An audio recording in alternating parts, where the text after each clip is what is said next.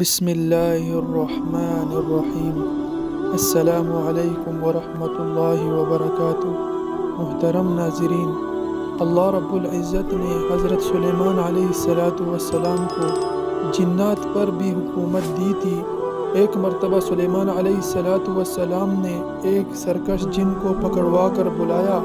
جب وہ آپ کے دروازے پر پہنچا تو اس نے یہ حرکت کی کہ ایک سوکھی لکڑی لے کر اپنے ہاتھ کے برابر ناپ کر دیوار پر سے پھینک دی، جو حضرت سلیمان علیہ السلام کے سامنے آ کر گری۔ آپ نے پوچھا کہ یہ کیا ہے؟ آپ کو اطلاع دی گئی کہ اس جن نے یہ حرکت کی ہے۔ آپ نے حاضرین دربار سے فرمایا کہ تم سمجھتے ہو کہ اس سے اس کی کیا غرض ہے؟ تو سب نے انکار کیا۔